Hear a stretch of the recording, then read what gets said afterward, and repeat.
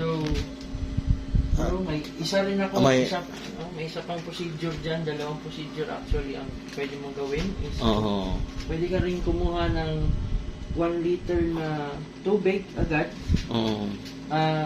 na malamig. Galing sa rep, kung wala kang oras para magpa-boil ng tubig, gawin mo lang, ikukuha ka ng barley tea, tapos niluluglog mo lang siya dyan. Ayan.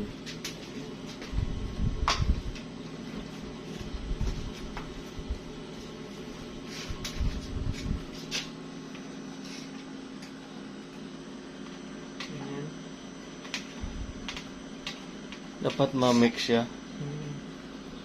Ayan, tapos gagawin mo, hintayin mo lang siya ng 2 oras hanggat mag-change yung color ng tubig. Okay. Dito sa second procedure, pwedeng maging 1.5 yung tubig o 1 liter lang din. Okay? Hintayin mo lang siya mag-change ang color. Hayaan mo lang siya dyan.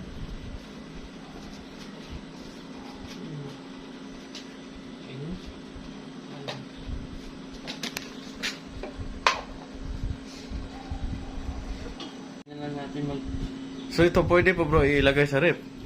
Yung pwede. Ganyang procedure. Pwede mo siyang iwan sa loob ng rep. So hanggang 2 hours yan sa rep. Hanggang 2 hours. Oo. Mag-mix lang siya.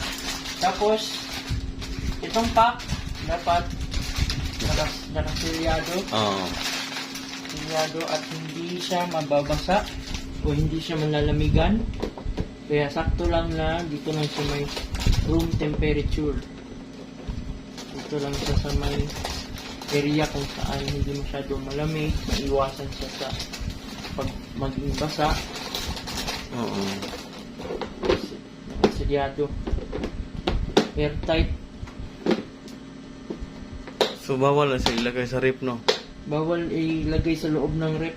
Dapat nasa siya sa temperature na Oo, yan na rin siya.